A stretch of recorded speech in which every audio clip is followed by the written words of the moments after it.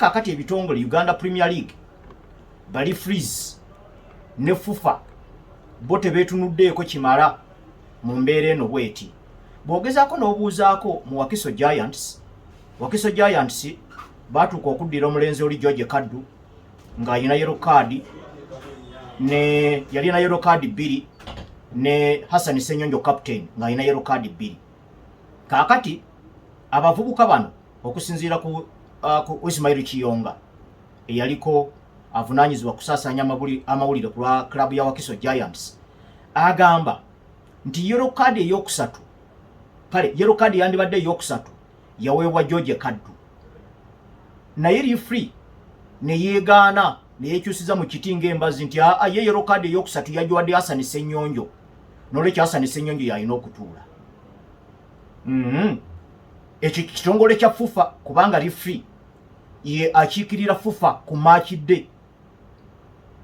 Kati kitegeeza nti klabu eba kugenda n'obujulizi bwerina nti nno George Kaddu yalina yellow card 3, Hassan Senyonjo yalina 2, nga referee kalabalaba w'omupiira ku lwa FUFA nga ye agambye nti nno Hassan Senyonjo yalina 3, kitegeeza obubonero bwa Wakiso Giants wandigenze.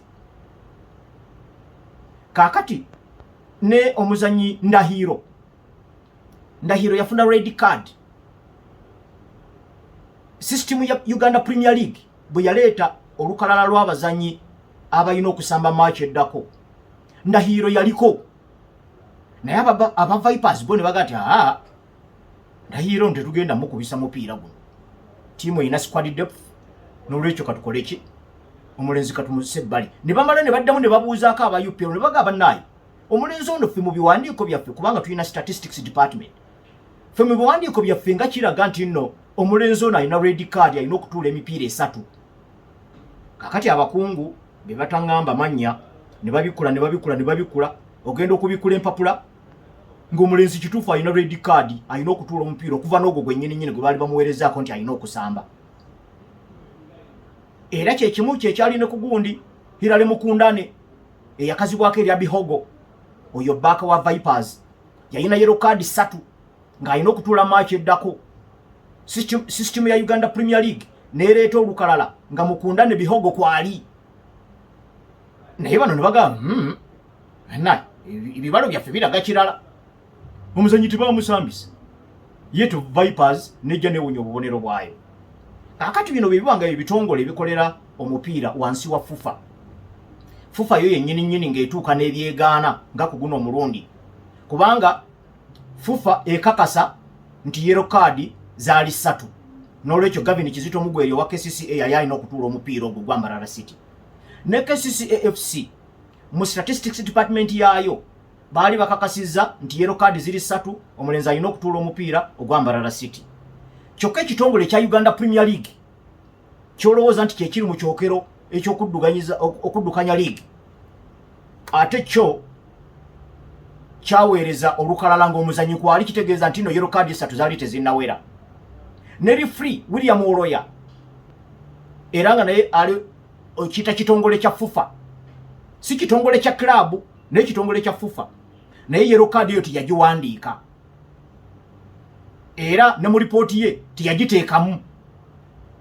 Kati rifu teyagiteekamu statistics department ya gondi ya Uganda Premier League nefulumya nti no omuzanyi talina miroboli gyonna KCCA ezuula nti alina emiroboli n'akakiiko akajulirwamu aka FUFA nako kazudde nti waaliwo emiroboli. So kakati wano tulina okutunulira ebitongole ekyali freeing lwaki ekintu kyatuuka bwe kityo n'awaayo yellow card nga ne waliwo kalabalaba ateekebwawo mu butongole okulondoola byonna ebiba bigenda maaso ku mupiira. Ku guno omulundi yali munnamawulire omukukutivu Peter Tabu yaligestalinga yellow card eyo n'agiteekako n'obudde we yagifunira Gavin Kizito. Kyokka ate ye referee n'atagiwandiika mu katabo ke ne baasistanti be ababiri abalamba tebamuyambako omugamba nti owange waliwo yellow card gy'owaddeyo. Era bwe yatuuka okujjuzaamu teyajjuzaamu nti nno Gavin Kizito afunye yellow card eyali egenda okuwera eyokusatu. Kakati referee agent wa FUFA. Lwaki club eri mu business ate yekangavulwa. Nolwekyo yembeere eyo omupiira gwaffe gye gutunudde. Ate bo abasoma bagamba nti etteeka newe libanga lirina kyekubiira naye omulamuzi n'alamula okusinziira ku tteeka eryo yo omulamuzi abeera mwenkanya. Nolwekyo akakiiko kagamba ko kagoberedde etteeka tuyinza okulikubamu ebitundu ne tukola biki naye akakiiko kalamudde kusinziira ku tteeka. Nolwekyo ko akakiiko ketengeredde n'emirimu kagikoze bulungi naye ndowooza ekitegeerekese wadde nga waliwo sources eziwerako mu tuyinza okujja obujulizi obusalawo omuzannyi afunye kaadi kwatafunye kubanga bwobanga olina referee alina okuwandiika ne alina ba assistant babiri wabeerawo ne fourth official wabeerawo ne referee z'aseesa wabeerawo ne match agent nga kakati ku guno omulundi mbagambye yali Peter Tabo. Ezo zonna sources osobola oziggyako obujulizi. Kakati waliwo statistics department eya buli club abo nabo bawandiika ekigenda mu maaso. Ezo zonna sources osobola oziggyako obujulizi. Kakati ate n'emipiira gyaffe egimu giragibwa ku TV. Emipiira giragibwa ku TV kitegeeza oli ayinza n'okuleeta akatambi n'alagira ddala nti reform mulaba bwawanika kaadi eno yagiwadde gundi naye kakati ebyo byonna tebigenda kukola. Ekigenda okukola ke kakiiko akakuuma statistics mu FUFA era mmwe abasoma abazanyi okusamba omupiira kakati nabino simanyi system ya UPL yeweereza kati biwedde bwe temwagala kufiirwa bubonero. FUFA yevunaanyizibwa yeyina records bondi be bayina eggwanika mwe bawanika ebibalo statistics kati ndowooza abakanso mukitegedde naye ate era going forward abakanso nze kyembasaba ne club zonna ezisamba mwongere amaanyi mu statistics department. Tewaliiwo muntu avunaanyizibwa kukola mu kitongole ekyo n'agenda mu maachi ye n'anyumirwa maachi egenda maaso bw'abakuba goolo n'abuuka tekimwetaagisa na kubeera muwagizi wa club yo oba Villa oba Express oba Vipers mufune mupakasi nga mukozi. Wano tulaba ku TV ba stewards abakuuma abawagizi mu bisaawe ebinene mu nsi yonna. Maachi ne bwebe balagaze etya ne bwebanga kyenge enyoose etya endulu nevuga abasajja abo temubalabangako nga yali akyuse n'atunula mu kisaawe naye awoomerwemu atunula mu bawagizi direct takyuka. Nolwekyo tulina okwongeramu amaanyi mu department ya statistics going forward. Era nze ndowooza ne bubamu ku batendesi bano kubanga osanga mu Uganda Premier League naddala nga head coach alina abali wansi we abayambi be abawerera ddala nga 6 abalala balina 7. Nze ndowooza olw'okuba nti n'emirimu gy'abakochi gino abasinga kufa abali eno ebbali tetugimanyi okujjako ndowooza nga ba goalkeeper coaches bo emirimu gyabwe gitegeerekeka era club esobola n'okugoba goalkeeper coach kubanga emirimu giri outlined bulungi naye kiba kizibu okulondoola n'ozuula emirimu gy'aba assistants bano abalala. Nandisabye ku ba assistants abo kubeereko office emu erondebweko nti statistics za department eno za ku match day ne statistics endala zonna zituukira mu office ya assistant coach gundi. Kati wano coach oyo gwe twandibadde tusongako ne tugana naye gundi naawe lwaki tewanoganya head coach nti omusambi ono tasamba. Ekyokubiri going forward tulina clubs mba muyungula abazanyi abawerako abasobola okuba namba M. Sikugula nti omuzanyi ali readily available for sale n'ensimbi ezimugulawo eziri gwe n'ogula naye nga tomanyiyo kifo wayinza kutaasiza. Bwe muba temusobola kugula abazanyi bangi kutwaliza wamu nti no tubeere n'abazanyi 27 28 nga benkanankana kubeera bajja kutuuka ekiseera baganze munnaye ntudde nnyo ku benchi nange njagala kubamu. Bwe kibenga ekyo tekisoboka okukuuma abazanyi abo bonna nga basanyufu nga balina obusobozi bwe bumu.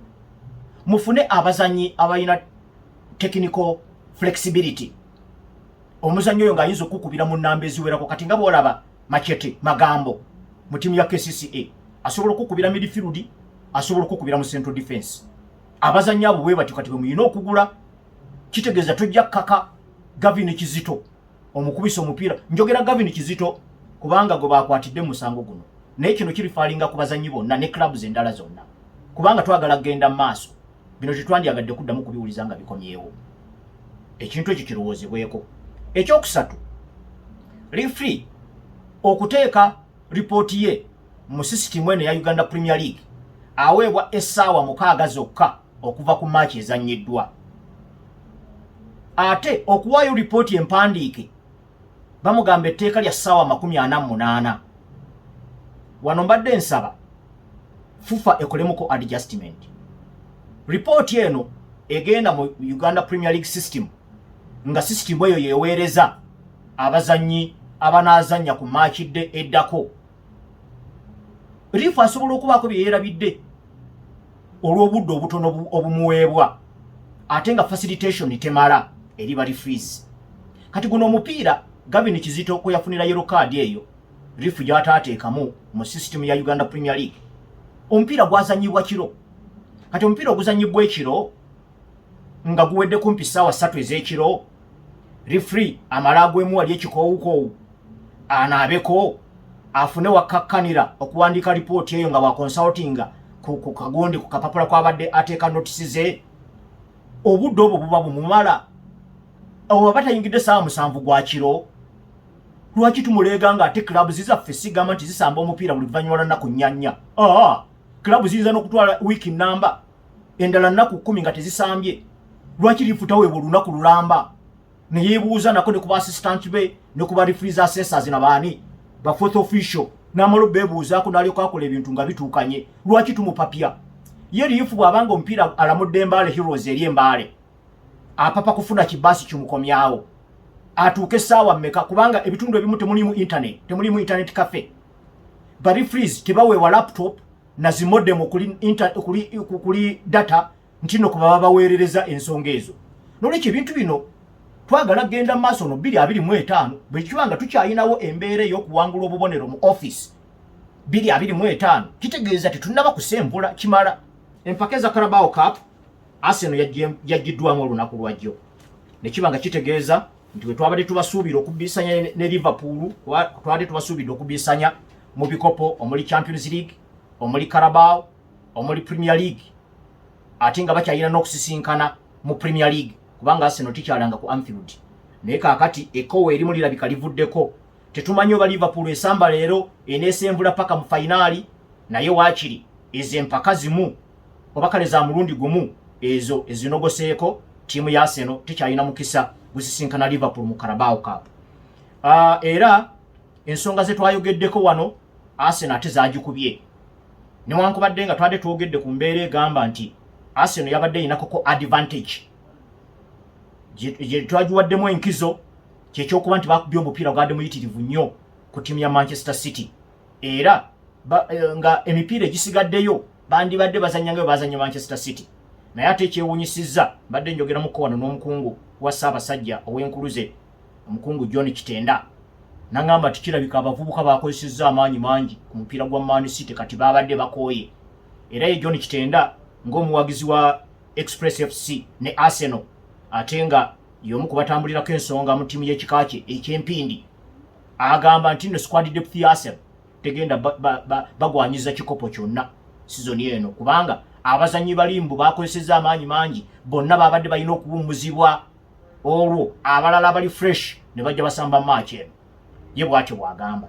Naye ekituufu kiri nti obujulizi obwabadde mu kisaawe bwalaze nti ekyo kyennyini Arsenal kye yazannya ku Manchester City ate Newcastle kye yazannye ku Arsenal.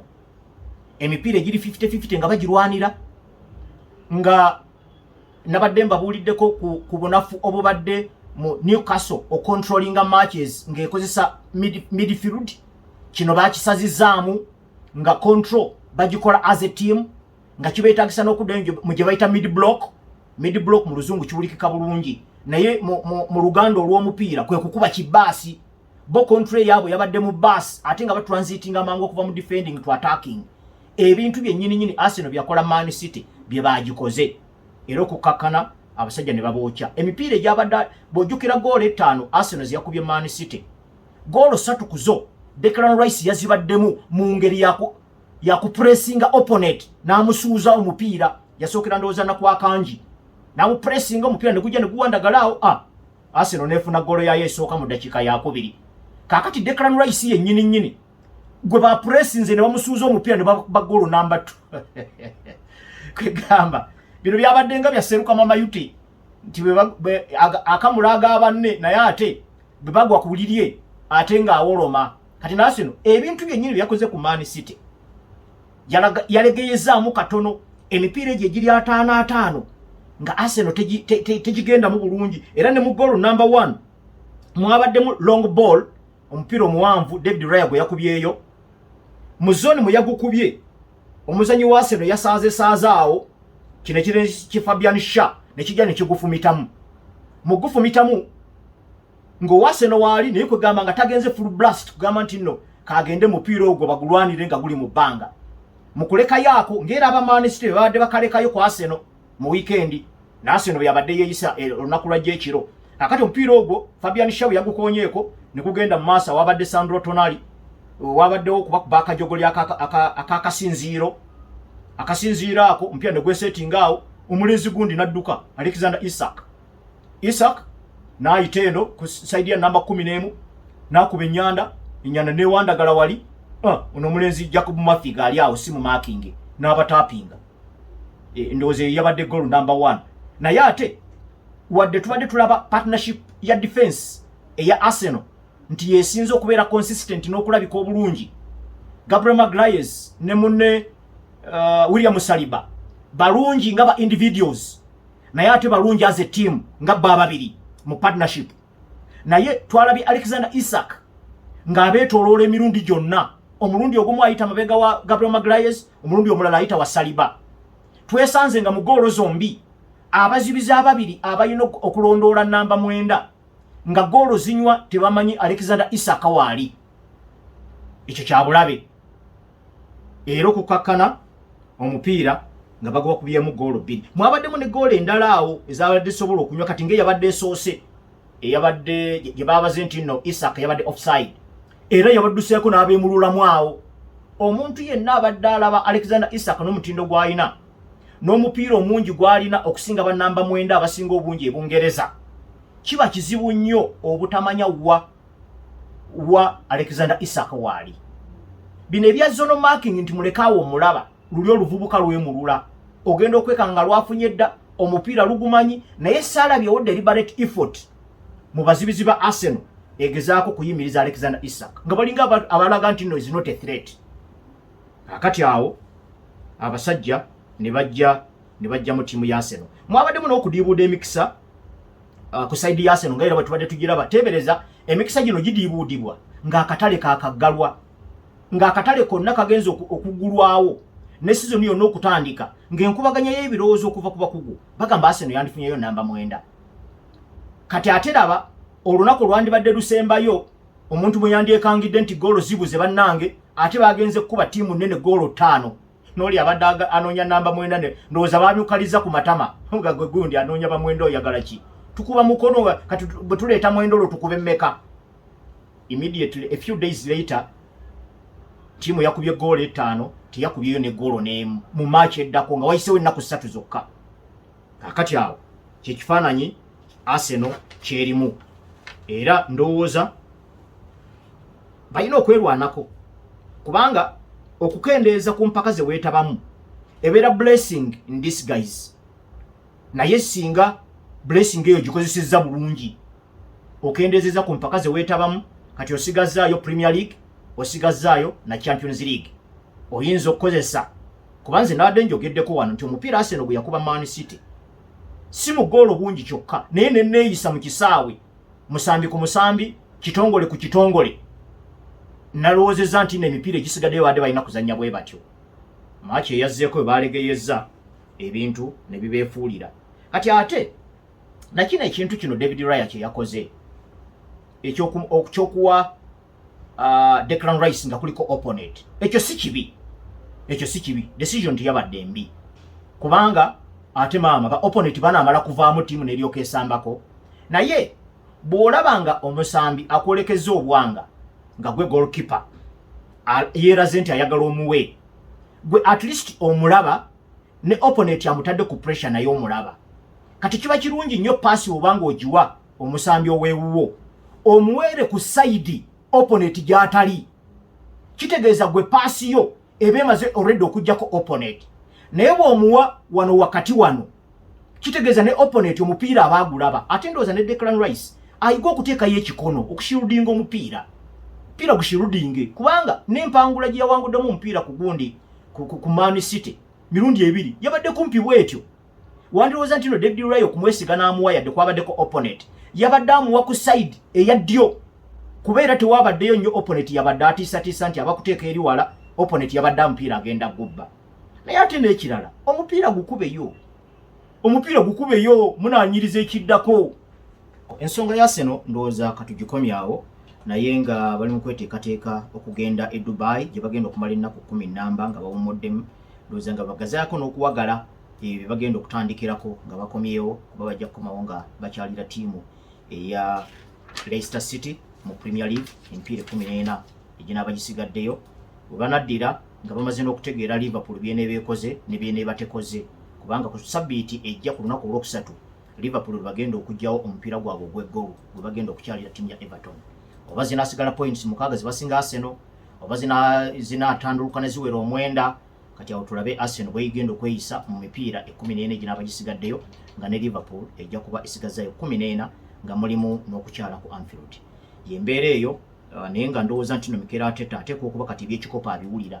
Ekikopo kyandibadde kati waliwo ekizze, bw'ataba FA Cup waakiri yandibadde Carabao. Naye ebikopo bino bibanga bigaanyi, nga Arsenal yasemba okuwangula Carabao 1993, yasemba okuwangula FA Cup 2010, yali season esooka ya Mikel Arteta. Ne balowooza nti mulenzi azze n'ebikopo munaamuwulira, naye wetuwogerera bino ttiimu agikyusizza. Ndowooza ng'agezaako okutagetinga ku bikopo ebirala ebinene omuli Champions League omuli ne Premier League. Bw'ojjukira squad eyawangula FA Cup ya Arsenal 2-2, ndowooza wasigaddewo n'omulenzi yekka Kieran Tierney yasigadde mu squad.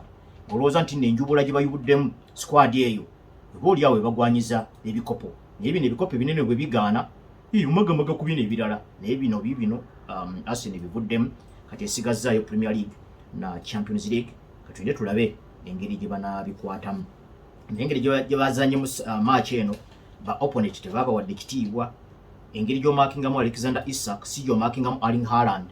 Haaland mwangu wa kumaakinga kuba yapaakinga wali n'abeera awo, naye Isak yeemulula.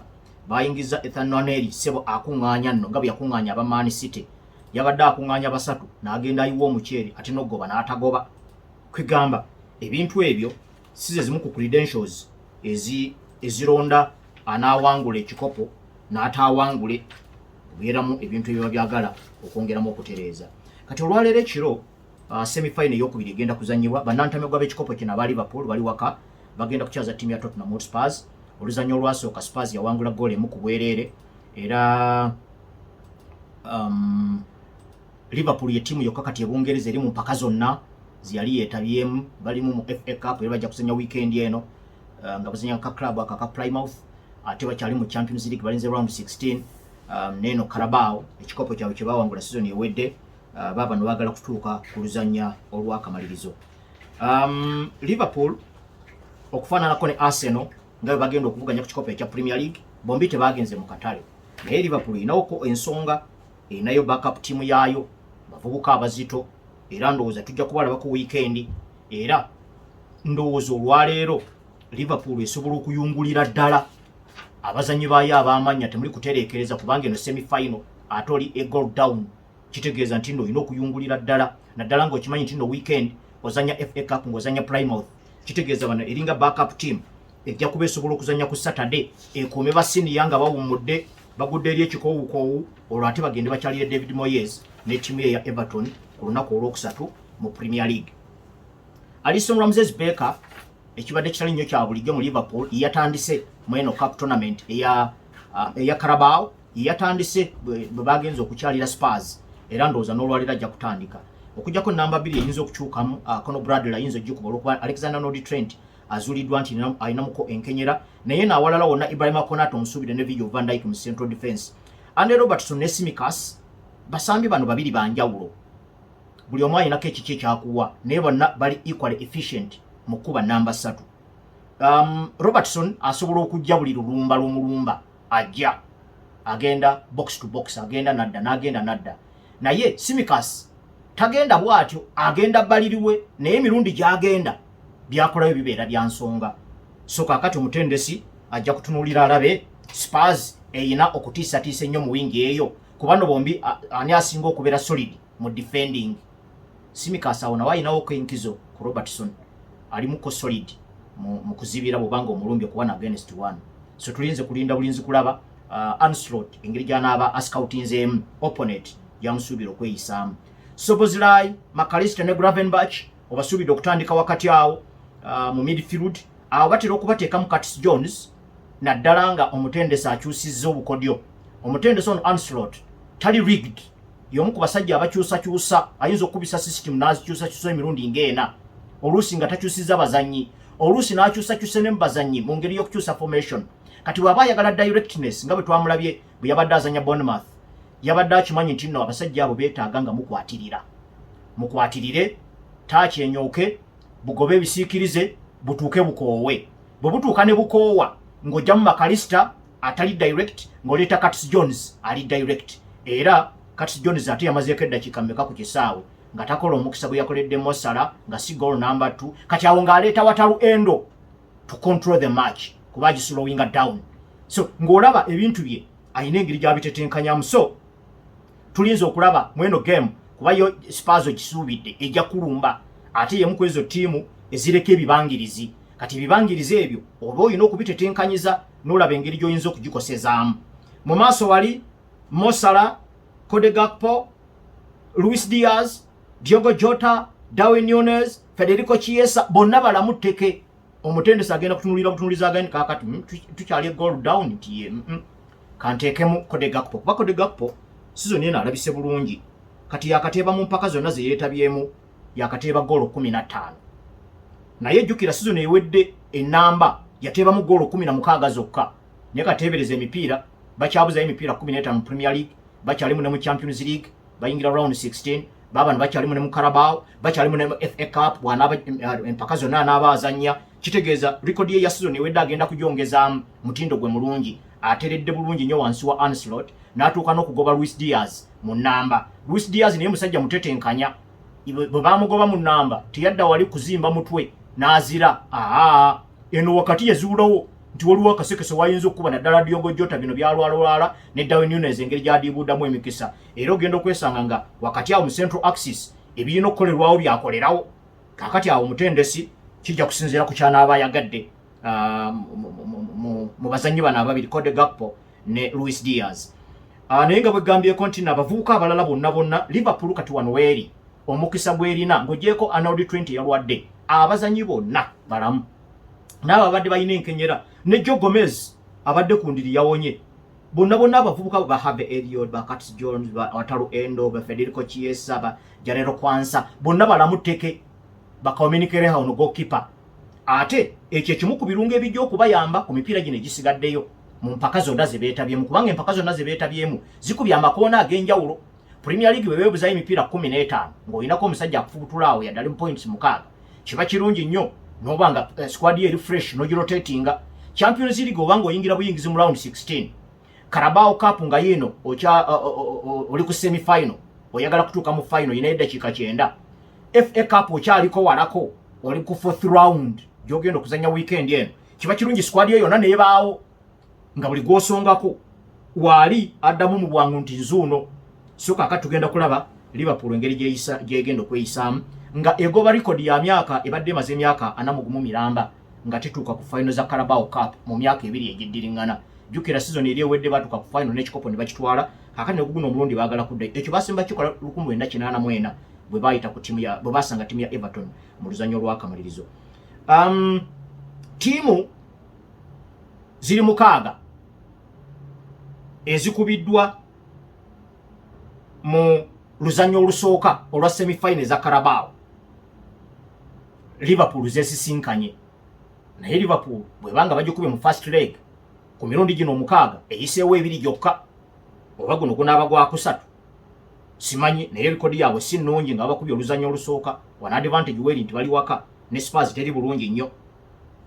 Mo Salah awoomerwa nnyo okuteeba Spurs eno emipiira 17 egiyise ye yekka yeetebedde goolo 12 awasinga ne rekodi ya Ian Rush kubanga Ian Rush kyamutwalira emipiira 31 okuteeba goolo 13 naye n'atuta emipiira 17 gyokka okuteeba goolo 12 n'olwekyo odine lirenzi lino li Pence baliyita Pence erikuba namba 3 lyepise naawo ne ligamba nti ddyo bwe lina marking obulungi Mo Salah lisuubidde okuddamu okuyitibwa ku ttiimu y'eggwanga erya Bungereza nawe lyepiseemu olw'epika naye omubuuzaako Mo Salah ono omubuuzaako jjajja waalu ayina akanamba ka jjajja waalu Mo Salah ayinza okuba nga teyayita mu jjajja waalu oba n'atukosa naye akasajja yakawulira jjajja waalu ayina akanamba mukubireko akumenyeremenyeremu akugulire si opponent mwangu Mo Salah kati waliwo advantage eyinza okujja mu mikono gya Liverpool Spurs engeri gye yeeyisaamu